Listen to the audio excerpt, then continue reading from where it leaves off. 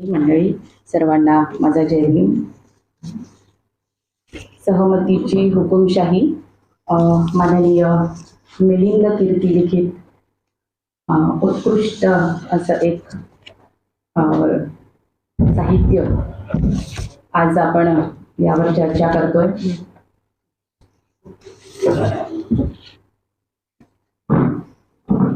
पितृसत्ताकतेच्या विरुद्ध उभ्या राहिलेल्या समस्त समतावादी महिलांना सहमतीची हुकुमशाही हे पुस्तक समर्पित केल्याबद्दल मी प्रथम सन्माननीय लेखकाचे अभिनंदन करते आणि त्यांना धन्यवाद सुद्धा देते. कारण याच पितृसत्ताकतेच्या आणि जातीव्यवस्थेच्या वर्णव्यवस्थेच्या बळी ठरलेल्या या स्त्रिया आणि या स्त्रियांबद्दल होणारे भेदभाव याबद्दलचं विवेचन माननीय लेखकांनी प्रकरणांमध्ये केलेलं आहे. बौद्धिक क्षेत्रातील फार मोठी उपलब्धी म्हणून या पुस्तकाकडे बघावे लागेल. कारण यामधून कृत्रिम बुद्धिमत्तेच्या आधारावर उभ्या राहत असलेल्या आव्हानांची आणि परिणामांचंच केवळ विश्लेषण नाही, तर काही नवसंकल्पनांची ओळख देखील या ग्रंथातून आपल्याला होत आहे. लेखकाची प्रस्तावना या पुस्तकाला आहेच, जी राजगडकर सरांनी वाचून दाखवलीच. सहमतीची हुकुमशाही ही संकल्पना वाचून भ्रमित होण्याचं कारण नाही असं त्यांनी आधी स्पष्ट केलेलं आहे. कारण आपण बुद्धिमत्तेच्या आधारावर एका नवीन सहस्त्राब्दीत आपण प्रवेश करतोय आणि हा वेगळा युटोपिया आहे. सत्तेचे केंद्रीकरण, निरंकुश सर्व सत्तावाद आणि त्याचे अंतिम टोक म्हणजे हुकुमशाही हो, या प्रकारची व्याख्या सुद्धा या प्रस्तावनेमध्ये अंतर्भूत आहे. सहमती स्वखुशीने दिली जाते किंवा ती दबावातूनही दिली जाते आणि सत्ताधारी वर्ग नागरिकांची सहमती मिळवण्यासाठी भ्रम निर्माण करतात. ही सहमतीच्या हुकुमशाहीची सुरुवात असते.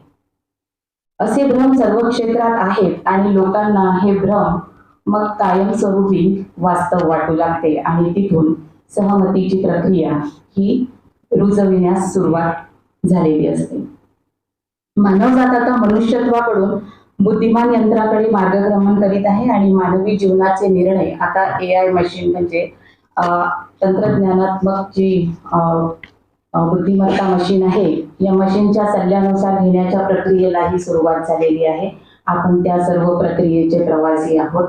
दैनंदिन जीवनामध्ये आपण या सगळ्या तंत्रज्ञानात्मक साधनांच्या किती आहारी गेलेलो आहोत याचा आपण सर्वांना माहिती आहे. AI मशीन ही आर्थिक विकासाचे इंजिन ठरत चाललं आहे, हे लेखकाने नमूद केलं आहे. आणि हे मुद्दे म्हणजे ती आर्थिक किंवा सामाजिक आणि औद्योगिक तंत्रज्ञानात्मक प्रगतीकडे म्हणजे ते कसं चाललं आणि त्या प्रगतीपासून जे काही सकारात्मक आणि नकारात्मक जे काही परिणाम आहेत याच्यावर देखील लेखकांनी अत्यंत कौशल्यपूर्ण पद्धतीने आणि सचोटीने ही प्रकरणं हाताळलेली आहे. या ग्रंथाच्या निमित्ताने लेखकाने अनेक प्रश्न उपस्थित केले, परंतु त्यामधील महत्वाचे 2 प्रश्न असे की मानवी जीवन धोक्यात आणण्याच्या पातळीपर्यंत तंत्रज्ञानाचा वापर सुरूच राहणार आहे का, हा पहिला प्रश्न. आणि तंत्रज्ञान हे अभिजन किंवा कुलीन वर्गाचे ऐश्वर्य वाढवण्यासाठीचे शस्त्र राहणार की सामान्यांच्या कल्याणासाठी उपयोगात आणणार, असा लोकशाहीच्या भवितव्याचा दुसरा प्रश्न. हे 2 प्रश्न आणि या दोन्ही प्रश्नांचे चर्चाविश्व समजण्यासाठी या ग्रंथातील भाग 3 मधील रोजगार विहीन विकास तंत्रज्ञानापुढे हतबलता आणि भाग 4 मधील 4थ्या औद्योगिक क्रांतीचे आरक्षण धोरणापुढे आव्हान आणि महिलांशी भेदभाव, या 2 घटकांवर मी आपल्याशी संवाद साधित आहे. भाग 3 मधील रोजगार विहीन तंत्रज्ञान आणि हतबलता या घटकामधून ज्या मुद्द्यांना हाताळण्यात आले ते मुद्दे असे आहे की AI मशीन हे एक आर्थिक उदारीकरण आहे की जनतेविरुद्ध षडयंत्र. या मुद्द्यातून हायर अँड फायर तत्वाला हात लावत या क्षेत्रातील शोषण व्यवस्था अधोरेखित केलेली आहे आणि या व्यवस्थेला एक नवी भांडवलदारी किंवा पेशवाई व्यवस्था म्हटलं तरी काही हरकत नाही, या प्रकारचंही वक्तव्य इथून प्रस्तुत केल्या गेलं. याबाबतचे विश्लेषण करताना लेखक परत म्हणतात की बुद्धिमान मशीनच्या प्रभावाविषयी बोलताना सरकारच्या आर्थिक आणि राजकीय धोरणांना ते स्पष्टपणे मांडतात, कारण कोणत्या क्षेत्राचं खाजगीकरण करायचं आणि ऑटोमेशन करायचं हे शेवटी सरकारच्या हातात असतं. आणि सरकारने जे मुद्दे म्हणजे मागील काही वर्षापासून सरकार ज्या प्रकारे या मुद्द्यांना हाताळत आहे त्यामधून त्यांचं एक उदारीकरण म्हणावं की जनतेविरुद्ध षडयंत्र म्हणावं, हा खरंच एक प्रश्न उपस्थित राहतो. त्यामध्ये लेखकाने नोटबंदीच्या निर्णयापासून तर जे कामगार कायदे, जे जुने कामगार कायदे रद्द करून नवीन कामगार कायदे आणले आणि या नवीन कामगार कायदे हे कशाप्रमाणे जाचक ठरत चालले आहे, यामधून कामगारांचे जे अधिकार आहेत, मग ते संप करण्याचे अधिकार असतील, त्यांचं भविष्याचे जे म्हणजे सगळे प्रश्न असतील याबद्दलचे अधिकार, हे यावर मोठ्या प्रमाणात निर्बंध कशा पद्धतीने आणले याबाबतचं सविस्तर असं विवेचन या मुद्द्यामध्ये केलेलं आहे. आणि त्यानंतर भारतासारख्या अवाढव्य लोकसंख्येच्या आणि शोषण गुलामगिरीला धर्माने नैतिक पाठबळ दिलेल्या देशात जगात सर्वाधिक बेरोजगार आहेत. आणि तेथे जिथे मग आपण कामाचं म्हणजे कामगारांचे जे कायदे बंद केले, जुने कायदे जे रद्द केले आणि नवीन कायदे म्हणजे 44 कायदे म्हणजे बंद करून जुने नवीन कायदे आणले आणि मग त्या कायद्यामध्ये कामगारांचं तासाप्रमाणे, दिवसाप्रमाणे आणि महिन्याप्रमाणे वेतन देण्याची जी नवीन पद्धत आली, ही नवीन पद्धत खऱ्या अर्थाने कागदाला आगीच्या हवाली करण्यासारखे आहे. आणि या आगीमध्ये कागद जळून भस्मसात होणार आणि या कायद्याने कामगारांची शून्य किंवा उणे सौदा शक्ती निर्माण करण्यात कोणतीही कसर सोडली नाही. अशा प्रकारचं एक महत्वाचं वास्तव या मुद्द्यातून लेखकाने प्रस्तुत केलेलं आहे. आधी मनुस्मृतीची जाती व्यवस्था केवळ दलितांना अमानुष वागणूक देत होती आणि ही नवीन मनोवादी व्यवस्था दलितांसोबतच आता आदिवासी, ओबीसी, मुसलमान, ख्रिश्चन आणि गरीब असलेले ब्राह्मण, मराठे, जाट, राजपूत, ठाकूर वगैरे इत्यादी सर्वांना गुलामीच्या पातळीवरही ढकलणारी ठरत असल्याचे म्हणजे आश्चर्य वाटण्याचं यामध्ये काहीही कारण नाही, कारण या प्रक्रियेने आता त्या प्रकारचं वळण घेतलेलं आहे. हे महत्वाचं विधान लेखक यामधून करतात. विकास दर आणि रोजगार वाढीच्या दरात विसंगती का, हा मुद्दा सुद्धा लेखक जेव्हा चर्चेला घेतात त्यावेळेस लोकसंख्या वाढत असताना रोजगार निर्मितीमधील घसरण आणि त्यातून भांडवलदार व श्रीमंतांची संपत्ती वाढत असताना इतर लोकांकडे संपत्तीचं संतुलित विकेंद्रीकरण होण्याचं प्रमाण घडलेलं आहे. याचा अर्थ रोजगारविहीन विकासाला सुरुवात झालेली आहे. या वास्तवावर देखील लेखकांनी अचूकपणे व अत्यंत बारीकाईने स्पष्टीकरण केलेलं आहे. विकास दर आणि रोजगार वाढीच्या दरात विसंगती दर्शवणारा अभ्यास अत्यंत महत्वाचा आहे आणि यामध्ये 2019 मधील बिझनेस स्टँडर्डने दिलेली बातमी ही देशात खळबळ करणारी होती. या अहवालानुसार बेरोजगारीचा दर 4-5 दशकांच्या उच्चांकावर म्हणजेच तो 6.1% असल्याचे प्रकाशित झाले आहे. आणि विशेष म्हणजे सार्वजनिक क्षेत्रात सुद्धा आरक्षित असलेल्या उद्योगांची संख्या कमी झाली आणि भ्रष्टाचार रोखण्याच्या नावाखाली जीएसटी, नोटबंदी सारखे जे निर्णय घेण्यात आले ते सुद्धा रोजगार निर्मितीवर मोठ्या प्रमाणात परिणाम करणारे ठरले होते. आणि हे सगळं स्पष्ट करताना माननीय लेखकांनी अत्यंत उच्च दर्जाच्या नामांकित अशा संदर्भांचा उपयोग करून हे विश्लेषण स्पष्ट केलेले आहे. कृत्रिम बुद्धिमत्ता, रोजगार निर्मिती आणि संपत्तीचे वितरण यामधीलही सहसंबंध अत्यंत बारकाईने लेखकाने स्पष्ट केला आणि भारत सरकारच्या धोरण निर्मिती किंवा रोजगार निर्मिती विरोधी आणि बेरोजगार समर्थक धोरणाची चर्चा यामधून त्यांनी केली. आणि खाजगी उद्योगांमध्ये लोकांचे शोषण व पिळवणूक होते आणि शासकीय अधिकारी मात्र लोकांचे जे शासनाचे जावई असल्याची जी आवई नेहमी केल्या जाते, तर त्यामध्ये लेखकांचं म्हणणं असं आहे की यांचे जे शासकीय अधिकाऱ्यांना किंवा कर्मचाऱ्यांना पण जो गल्लीलोट पगार दिला जातो, तो पगार म्हणजे 5व्या वेतन आयोगापासून जी वेतनवाढ झालेली आहे, तर ही इतर नोकरांची कपात करूनच हे पगार वाढवल्या जातात आणि मग हळूहळू त्या म्हणजे रोजगार विहीन त्याच्या प्रक्रियेला सुरुवात होते. म्हणजे मनुष्यबळाची कपात करण्याची ही प्रक्रिया आता वेग घेत आहे, हे यामधून स्पष्ट होत आहे. आणि 2008 मध्ये जागतिक मंदीची कोंडी फोडण्यासाठी कृत्रिम बुद्धिमत्ता अधिष्ठित उद्योगांची निर्मिती करण्यात आली, परंतु यामध्ये यंत्र चालविण्याच्या अनुभवाअभावी काही लोकांचे रोजगार बुडाले, तर कसबी व कुशल कामगारांची मागणी वाढली. त्यामुळे भारतात आयटी क्षेत्रात कृत्रिम बुद्धिमत्ता अधिष्ठित आयटी क्षेत्रात नवीन रोजगार निर्मिती सुरू झाली आहे. हे लेखकाने अत्यंत उच्च दर्जाच्या म्हणजे संदर्भांचा उपयोग करून इथे स्पष्ट केला आहे. आगामी काळाच्या नोकऱ्या येतील कौशल्य विकासावर त्या आधारित राहणार आणि त्या नोकऱ्या केवळ कर्मचारी वर्गाला उपलब्ध होतील, असं लेखकांनी सांगितलं. यानंतर ऑटोमेशनची सुसाट एक्सप्रेस आणि 69% नोकऱ्या संकटात, असा एक मुद्दा लेखकांनी चर्चेला घेतला आणि ज्यामध्ये हा मानवी श्रमाला बुद्धिमान यंत्राचा पर्याय उभा करणारा आहे याबाबतचे विश्लेषण करणारा हा मुद्दा. यामध्ये लेखकाने मशीन लर्निंग, कृत्रिम बुद्धिमत्ता, प्रगत रोबोटिक्स आणि स्वयंचलित वाहतूक, cloud compute, internet of things श्रम क्षेत्रात खोलवर परिणाम करणार आहेत याबद्दल देखील चिंता व्यक्त केली. कृत्रिम बुद्धिमत्तेच्या युगामध्ये निरुपयोगी ठरण्याची शक्यता असलेल्या लोकांकरिता, म्हणजे जे निरुपयोगी ठरतील त्यांच्यासाठी मग पुढील काळामध्ये मनरेगा सारख्या योजना या उदरनिर्वाहासाठीचा मोठा आधार ठरू शकतात, असंही वक्तव्य यामध्ये आहे. म्हणजे शासकीय धोरणाच्या काही चांगल्या योजना ज्या आहेत या म्हणजे सुरू राहण्यासाठीचा एक प्रकारे इथे विचार लक्षात घ्यावा लागेल.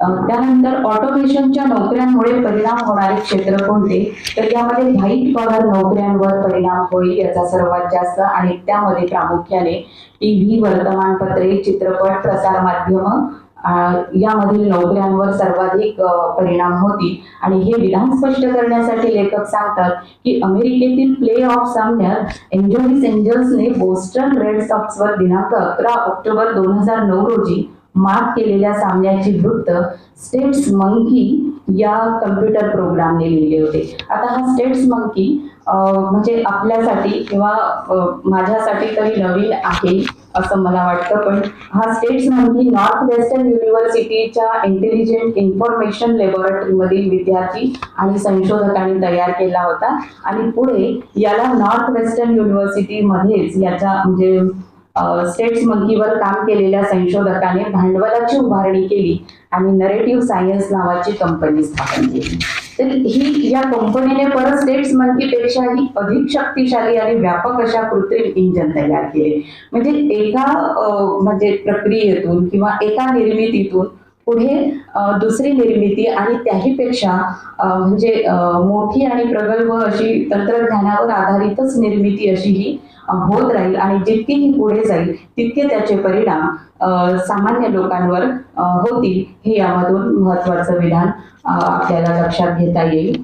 2020 मध्ये म्हणजे जे कोरोना काळामध्ये जे जवळपास 12 लाख विद्यार्थ्यांनी इनोव्हेशन प्लॅटफॉर्मवर ऑनलाईन शिक्षण घेतलं आणि त्या नंतर आपण पाहतो की झूम आलं, गुगल मीट आलं, टीचमेंट आलं, म्हणजे असे वेगवेगळे ऍप निर्माण करून शिक्षण क्षेत्रातही आता हा शिरकाव मोठ्या प्रमाणात झालेला आहे. आणि तिथे पण मग शाळांमधील आता पटसंख्येवर त्याचा परिणाम होतोय आणि हळूहळू सामान्य घरातील किंवा कुटुंबातील मुलांना शाळेमध्ये आता म्हणजे प्रवेशासाठीची जी चिंता आहे किंवा कुटुंबाला ती चिंता लागलेली राहील की पुढे आता मुलांचं काय होणार. त्याचबरोबर किरकोळ विक्री उद्योगांमध्ये सुद्धा अनेक प्रकारचे ऑटोमेशन आपण पाहतोय आणि बघतोय की आपल्या म्हणजे एका क्षणात एका क्लिकवर आपण सगळ्या ऑनलाईन खरेदीला आपल्यापर्यंत वस्तू पोहोचत आहे. यामध्ये अमेझॉन, फ्लिपकार्ट सारख्या छोट्या छोट्या कंपन्या आहेत, पण प्रचंड करोडोच्या उलाढाली या करत आहेत आणि मग यामध्ये किरकोळ उद्योग करणाऱ्यांवर याचा मोठा परिणाम होतोय आहे. मुद्दा क्रमांक 5 असा आहे की कामगार संघटनांचा सफाया आणि कामगारांची गुलामीकडे वाटचाल. निश्चित आहे की जर जुने कामगार कायदे बंद केले जात असतील आणि नवे कायदे हे कामगारांसाठी जाचक असतील, ते त्यांना शोषणाकडे नेत असतील, गुलामीकडे नेत असतील आणि तंत्रज्ञानाचा जर असा वाढता प्रभाव होत असेल, रोजगार कमी होत असतील, तर निश्चितच कामगार संघटना म्हणजे कारण जिथे तंत्रज्ञान आले तिथे कामगार संघटनांची गरजच उरत नाही. कारण मशीन तुम्हाला कोणताही नुकसान भरपाई मागत नाही, मशीन तुम्हाला भविष्याचा निधी मागत नाही, इन्शुरन्स मागत नाही आणि त्यामुळे कामगाराबरोबरच कामगार संघटनेचा सुद्धा सफाया होण्याचं म्हणजे स्पष्ट चित्र आता समोर दिसते आहे. त्यानंतर भाग 4 जो आहे जो मी चर्चेसाठी घेतला आहे, यामध्ये 4थ्या औद्योगिक क्रांतीचे आरक्षण धोरणापुढे आव्हान आणि महिलांशी भेदभाव.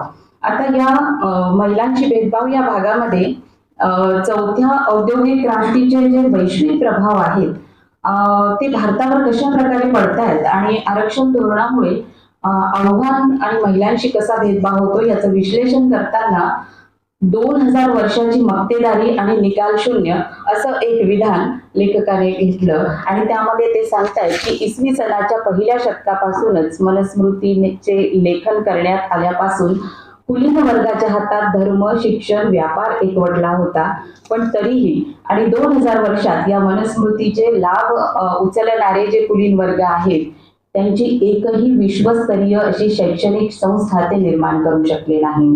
2000 वर्षापासून यांची सर्वच क्षेत्रात मक्तेदारी आहे. पण आणि या प्रकारची परखड स्पष्टोक्ती लेखक करतात आणि सोबतच दलित, आदिवासी, ओबीसींच्या आरक्षणाला विरोध करणाऱ्या कुलीन वर्गावर ते टीकाही करत आहेत. आणि त्याची टीका का करत आहे याचं सविस्तर विवेचन पण त्यांनी केलेलं आहे की भारतात आरक्षणाला विरोध करताना आमचे मेरिट मार खाते असे ब्रँडेनचे समर्थन करतात आणि मग प्रत्यक्षात इतर देशातील समक्ष लोकांपुढे या कुलीन वर्गाचे स्वतःचे मेरिट काहीच नाही हे सांगताना लेखकाने जागतिक नामांकन करणाऱ्या स्टँडर्ड संस्थांचे अहवाल सादर केले. उदाहरणार्थ 2022चा जो टाइम्स वर्ल्ड युनिव्हर्सिटी रँकिंग मध्ये 99 देशांमधील 1600हून अधिक विद्यापीठांचा समावेश आहे आणि मात्र त्यामध्ये कथित विश्वगुरू असलेल्या भारतीय कुलीन वर्ग किंवा जगातील इतर कुलीन वर्गापेक्षा खूप मागे असल्याचे चित्र दिसते. उलट शैक्षणिक संस्थांचा दर्जा सुधारण्यात देखील आपण मागे पडत आहोत. या प्रकारचं विश्लेषण इथे आहे. Indian Institute of Science, Bangalore, IIT, JSS Academy of Higher Education and Research, JNU, Banaras Hindu University, IIT Gandhinagar, Delhi Technology University या सगळ्यांचे नामांकन घसरणीला लागले आहे आणि ही फार मोठी भारतीय शिक्षण व्यवस्थेसाठी एक चिंताजनक बाब आहे. हे वास्तव सुद्धा लेखक या ठिकाणी उजागर करत आहेत. कॉपीराईट कंपन्यांमध्ये ब्राह्मण वैश्यांची मक्तेदारी हा मुद्दा इथे चर्चेला घेताना या अत्यंत जबाबदारीने लेखक बोलतात की जाती व्यवस्थेप्रमाणेच आजही चातुर्वर्ग द्विजांची उद्योग व व्यापारावर मक्तेदारी कायम आहे. 75 वर्षानंतरही कुलीन वर्ग आपली मक्तेदारी सोडण्यास तयार नाही. यासाठी लेखकाने EPW या स्टँडर्ड जर्नल मध्ये प्रकाशित झालेले block by caste corporates border in India असे या अहवालाचे नाव आहे. या अहवालाचा दाखला देऊन हे विधान स्पष्ट केलेले आहे आणि त्यामध्ये उच्च जातीची एकूण म्हणजे कॉर्पोरेट कंपन्यांमध्ये उच्च जातीचा जो आकडेवारी आहे तो 92.6% आहे आणि ओबीसी व SC ST चा अनुक्रमे 3.8% आणि 3.4% असं ST चं प्रमाण आहे. यावरून कॉपीराईट कंपन्यांमधली एक ब्राह्मण आणि वैश्यांची मक्तेदारी ही स्पष्टपणे दिसून येते. त्यानंतर हिंदू राष्ट्रात नोकऱ्यांचा दुष्काळ आणि नोकऱ्या दिल्याचे खोटे दावे निवड मंडळाच्या परीक्षानंतरही नियुक्त्या नाही, अशा प्रकारचं एक वातावरण साधारणपणे भारतामध्ये आता दिसत आहे. आणि यामध्ये तरुण वर्ग हा हवालदिल झालेला आपण पाहतो.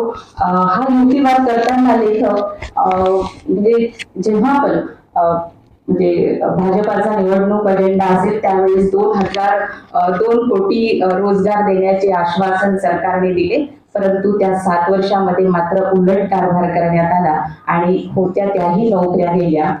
त्यासाठी लेखकाने शहरी आणि ग्रामीण भागातील रोजगारीचा दर स्पष्ट केला आणि नोटबंदीचा निर्णय आणि देशातील व्यापार व रोजगाराला आलेली घसरण या सगळ्या मुद्द्यांना लेखकांनी उघड केलेला आहे.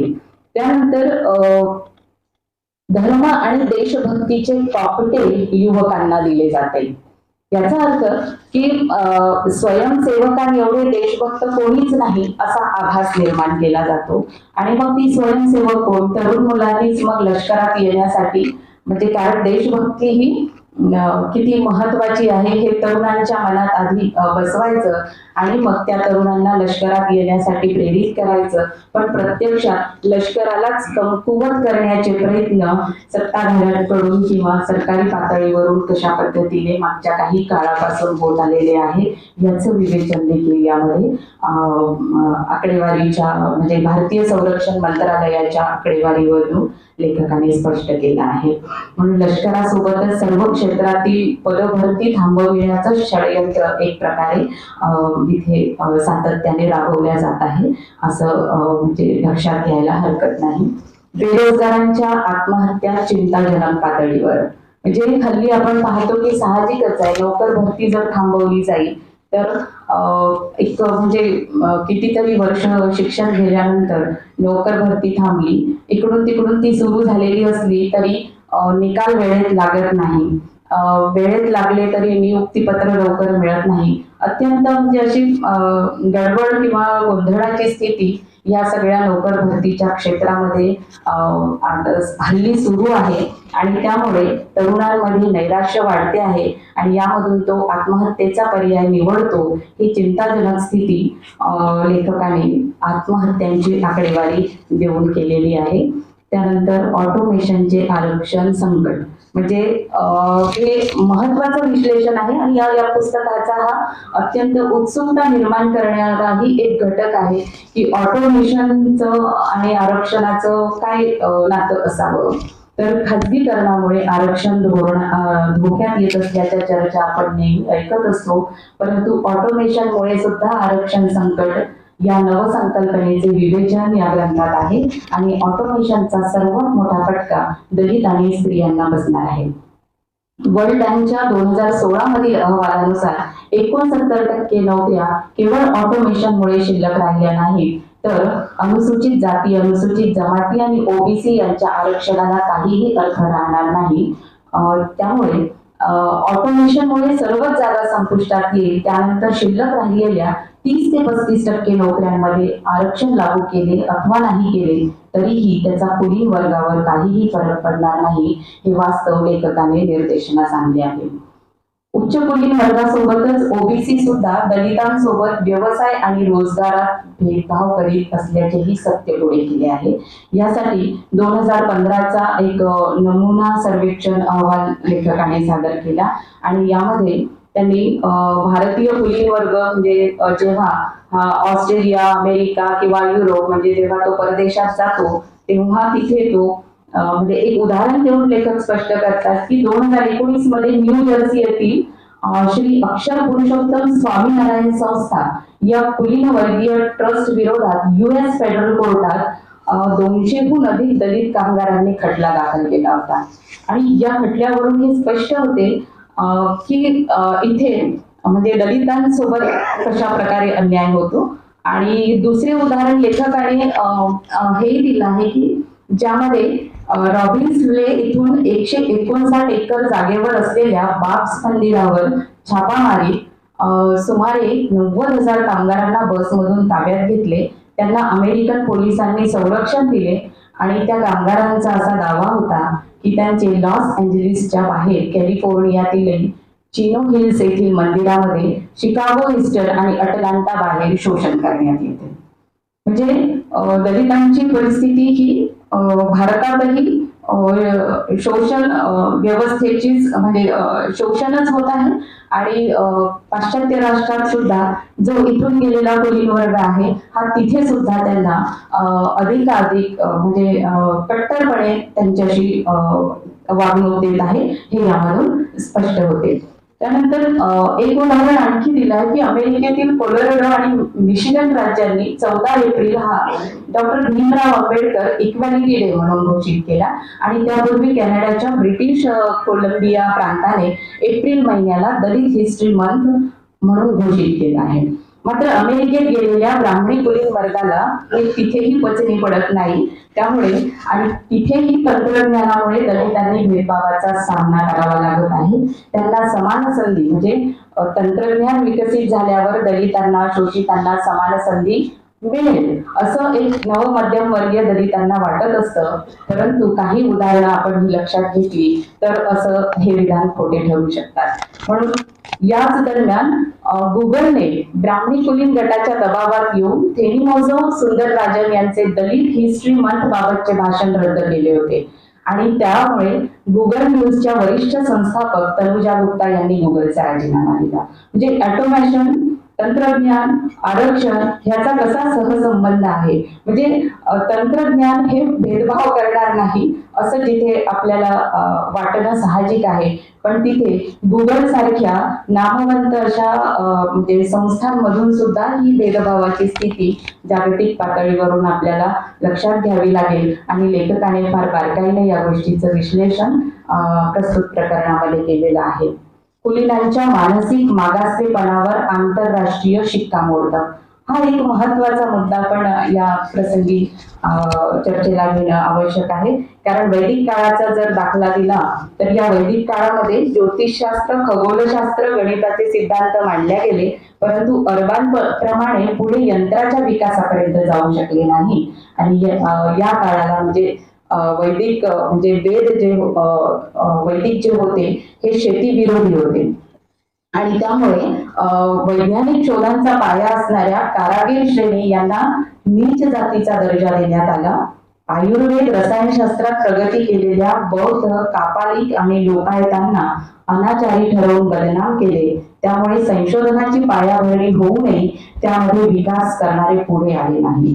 म्हणजे जी प्राचीन भारतामध्ये एक संशोधनाची परंपरा जी बौद्ध काळामध्ये होती त्या काळाला फारसं महत्व न देता त्याला तिथेच म्हणजे संपवण्याचा प्रयत्न आणि हे एक प्रकारे षडयंत्रच या वैदिक काळामध्ये करण्यात आलेलं आहे आणि संशोधनाला तिथेच थांबवण्यात आलं आहे. परिणामी 1000 वर्षाच्या कालखंडात भारतामधील समाजात नवे विज्ञान, तंत्रज्ञान, संशोधन आणि वैज्ञानिक दृष्टिकोन निर्माण झाला नाही आणि इथल्या भांडवलदार वर्गाने स्वतःची केवळ पुनर्बांधणी केली. बाकी ते मानसिकतेने हे वासाहतिकच राहिले आणि त्यांच्या मानसिकतेवर आंतरराष्ट्रीय शिक्कामोर्तब झालं. हे असं का म्हणावं तर या कुलीन वर्गाचा अभ्यास जेव्हा जी कारणे जी एंडोमेंट फॉर इंटरनॅशनल पीस या संस्थेने केला तेव्हा असं आढळलं की तिथे गेलेली जी ही उच्च कुलीन मंडळी आहेत यांची मते फारशी प्रागतिक नाही.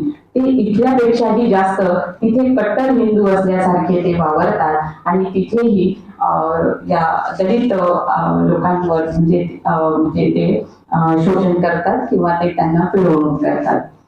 आणि नंतर आहे की आरक्षणाचे राजकारण, सवर्णांची फसवणूक, लॅटरल एंट्रीद्वारे घुसखोरी हा मुद्दा यामधून लेखकाने एक प्रकारे कुलीन वर्गाची दरोडेखोरी यामधून उघड केलेली आहे की कुलीन वर्गाने आरक्षण धोरणाचा विरोध करून सामाजिक न्याय विरोधात अज्ञानी सवर्णांच्या मनातच भ्रम निर्माण केला.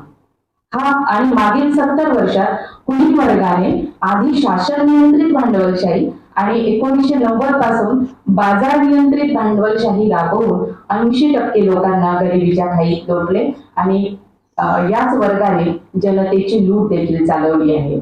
तर आतापर्यंतच्या जागतिक स्पर्धेमध्ये ब्राह्मणी कुलीन वर्ग स्वतःचे मेरिट सिद्ध करू शकला नाही आणि ब्राह्मणी कुलीन वर्गाच्या मॉडेलमध्ये जगातील केवळ जाती व्यवस्थेचे मॉडेल कार्यरत आहे हे महत्वाचं विधान लेखक करतात. जाती व्यवस्थात्मक कुलीन वर्गाने आपल्याच लोकांची संपत्ती लुटल्यानंतर गरीब, ब्राह्मण, मराठा, राजपूत, पटेल, गुर्जर या सवर्णांना आरक्षणाचे गाजर दाखविले आणि वर्तमानात आपण मराठा आरक्षणाचं जेव्हा एक वादळ आपल्या समोर येत आहे, चालू आहे, या संदर्भात हे विधान अत्यंत चपलपणे खरं आहे असं वाटतं. त्यानंतर ऑटोमेशनमुळे महिलांच्या रोजगारावर कसे प्रतिकूल प्रभाव पडतात, परिणाम होतात, या बाजूने लेखक बोलतात की म्हणजे भारतीय जाती व्यवस्थेमध्ये महिलांचे स्थान हे शूद्रांच्या बरोबरीने ठेवण्यात आले आहे आणि आता हा विवादाचा विषय राहिलेला नाही. कारण ब्रिटिशांचे आगमन होईपर्यंत ब्राह्मण पुरुष वगळता इतरांना शिक्षणाचा अधिकार नव्हता. त्याचा प्रतिकूल परिणाम हा सर्वाधिक महिलांच्या आणि त्यातल्या त्यात दलित महिलांच्या सामाजिक स्थितीवर झाला आहे. गेल्या काही वर्षात भारतीय महिलांना विविध क्षेत्रात संधी देण्यात आली असली तरी हिमालयाचे टोक सर करण्यास आणखी बराच वर्ष लागणार आहे. या विधानाला अर्थपूर्ण करण्यासाठी लेखक विविध अहवालांचा दाखला देऊन महिलांची म्हणजे कामगार क्षेत्रामधली घसरण असेल, शिक्षण क्षेत्रातील घसरण असेल किंवा त्यांचं कमी प्रमाण असेल, त्या सर्व क्षेत्रामधील महिलांचं जे कमी प्रमाण आहे याबद्दल ते विशेष असं विश्लेषण म्हणजे सविस्तरपणे यांनी मांडलेलं आहे. त्यानंतर भारतीय परिस्थिती ही महिलांकरिता म्हणजे औद्योगिक क्रांतीत महिलांच्या कामावर किंवा त्यांच्या म्हणजे काय परिणाम झाले हे तज्ज्ञ सांगतात आणि तज्ज्ञ म्हणतात. म्हणजे ग्लोबल जेंडर गॅप रिपोर्ट हा सांगतो की स्त्री पुरुष समानतेने जाण्याची प्रगती विलक्षण संख्या आहे. म्हणजे आणि हा अलीकडचा म्हणजे सर्वे आहे की अजून आपल्याला म्हणजे 99 वर्ष तरी स्त्री पुरुष समानतेकडे जाण्यासाठी लागणार आहे. यावरून लेखकाने जे वेगवेगळ्या म्हणजे क्षेत्रामधील स्त्रियांचं म्हणजे उद्योजक बाजारपेठ असेल, ती जाहिरातीची बाजारपेठ असेल, ती म्हणजे उत्पादनाची बाजारपेठ असेल, या सगळ्या ठिकाणी स्त्रियांना कसं म्हणजे बाजूला केलं जातं याबद्दलचे विवेचनही केले आहे. आणि विशेषतः कमी कुशल महिलांच्या नेतृत्वाखाली एकल उत्पन्न कुटुंबांना धोक्यात आणणारी ही परिस्थितीही लेखकांनी लक्षात घेतली आहे. तंत्रज्ञानात्मक कुशल कामे करण्यासाठी कौशल्य प्रशिक्षण घेऊन अद्ययावत होणाऱ्या महिलांकरिता कौटुंबिक जबाबदाऱ्यांमुळे नोकरी करणे कठीण असते आणि चौथ्या औद्योगिक क्रांतीमध्ये कमी कुशल सेवांवर गडांतर येण्याची शक्यता अधिक आहे. आणि हे गडांतर आलं तर स्त्रियांचे जे रोजगार आहेत हे आपोआपच म्हणजे त्या कशा ज्या गृह उद्योग आहे, छोटे मोठे उद्योग करून जे स्वतःला आर्थिक दृष्ट्या सक्षम करण्याचा प्रयत्न करत असतात, तर हे देखील क्षेत्र त्यांच्यापासून हिरावून घेतल्या जाण्याची शक्यता या ऑटोमेशनच्या काळामध्ये, तंत्रज्ञानाच्या काळामध्ये म्हणजे जाण्याची जास्त शक्यता आहे. त्यामुळे लेखकांनी जो म्हणजे सुरुवातीला तिथे जो पहिला प्रश्न उपस्थित केलेला होता की हे सगळं म्हणजे तंत्रज्ञान हे मानवासाठी हितकारक म्हणजे होणं गरजेचं आहे. कारण सामान्यांच्या कल्याणासाठी उपयोगात आणलं जाणार आहे हे की सामान्यांना म्हणजे नेस्तनाबूत करण्यासाठी याचा वापर होणार आहे. हा फार मोठा प्रश्न आणि फार मोठं आव्हान या पुस्तकाच्या रूपाने आपल्याला म्हणजे आपल्या समोर येतं आणि एक अत्यंत म्हणजे कौशल्यपूर्ण पद्धतीने लेखकाने या संबंध विषयावर चर्चा केलेली आहे. एकूणच आपली सहमतीने निर्माण होणारी निरंकुशशाही किंवा हुकुमशाहीचा उलगडा करणारं हे पुस्तक आहे. त्याचबरोबर सावध इशारा देणारंही हे पुस्तक आहे असं मला वाटतं. सत्यशोधनाची एक उज्ज्वल परंपरा या पुस्तकाच्या निमित्ताने पुढे येईल आणि बौद्धिक क्षेत्रातील फार मोठी झेप हे पुस्तक आहे. लेखकाचं लेखन समजल्यानंतर त्यांचा व्यासंग कळतो आणि परिश्रमाचे मोल लक्षात येतात. या उत्कृष्ट अशा संशोधनपर निर्मितीसाठी मी लेखकाचे मनापासून अभिनंदन करते आणि खूप खूप शुभेच्छा देते. धन्यवाद.